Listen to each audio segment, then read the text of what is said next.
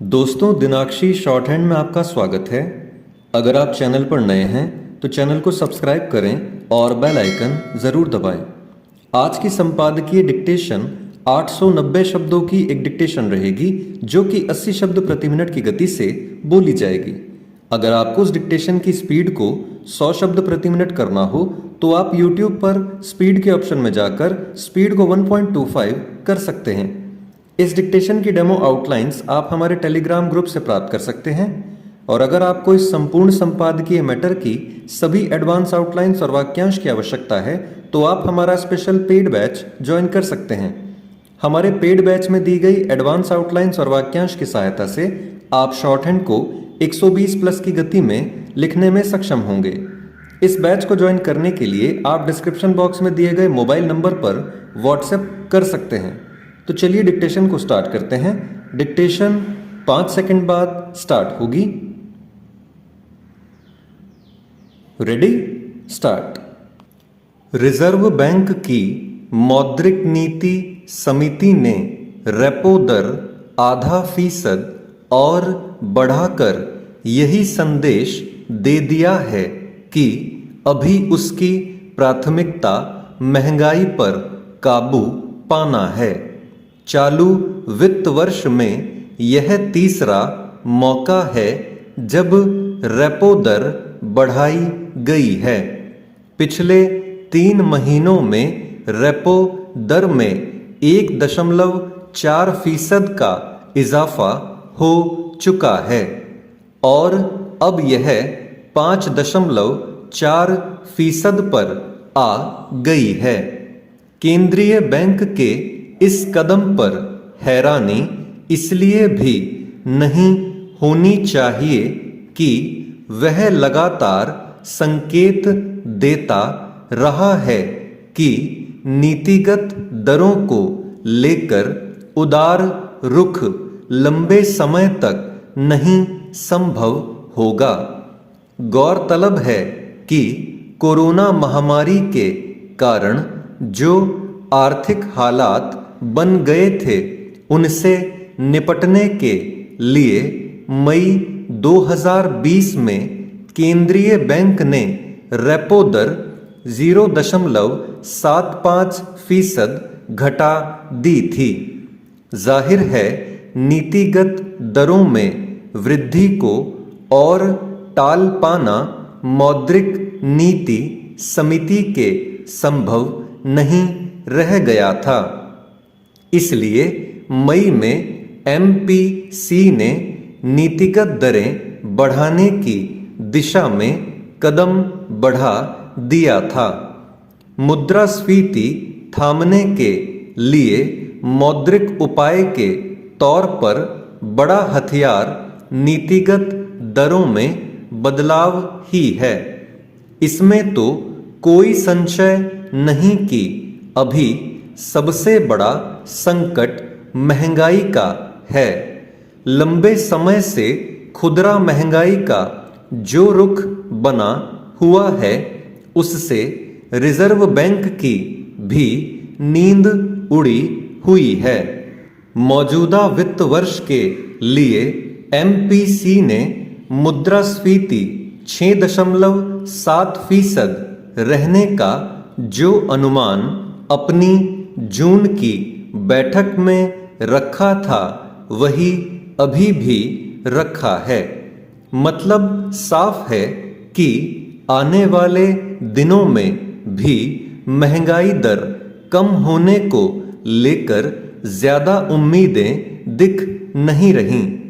तीसरी तिमाही में भी खुदरा महंगाई दर 6% के ऊपर ही रहने के आसार हैं। अगर थोड़ा बहुत सुधार हुआ भी जैसी कि उम्मीदें लगाई जा रही हैं तो इसका असर चौथी तिमाही में ही देखने को मिलेगा। रिजर्व बैंक को महंगाई दर 2 से 6% के बीच सुनिश्चित करनी होती है, लेकिन लंबे समय से यह इस निर्धारित दायरे से ऊपर ही चल रही है। यूं यह स्थिति सिर्फ भारत में ही नहीं है, दुनिया के तमाम देशों में महंगाई के रिकॉर्ड टूट रहे हैं और इससे निपटने के लिए सभी देशों के केंद्रीय बैंक नीतिगत दरों में वृद्धि का उपाय ही आजमा रहे हैं। हालांकि भारत में महंगाई बढ़ने के लिए बाहरी कारक भी उतने ही जिम्मेदार हैं जितने कि आंतरिक। कच्चा तेल फिर महंगा हुआ है। जून में जहां यह $95 प्रति बैरल था, वहीं जुलाई में $115 प्रति बैरल हो गया। जून में खुदरा महंगाई 7% थी, जो जुलाई में 7.79% दर्ज की गई। इन आंकड़ों से साफ ही महंगाई की चुनौती मामूली नहीं है।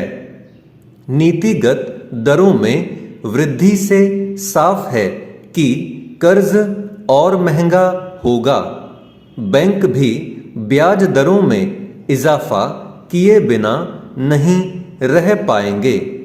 उपभोक्ता बाजार और संपत्ति बाजार पर इसका असर पड़ना तय है। अगर कर्ज महंगा होगा तो मकानों की खरीद फरोख्त पर असर पड़ेगा। इससे जुड़े सीमेंट, इस्पात जैसे क्षेत्र भी प्रभावित हुए बिना नहीं रहेंगे। वाहनों की बिक्री भी घटेगी। 2 महीने बाद त्योहारी मौसम भी शुरू हो जाएगा।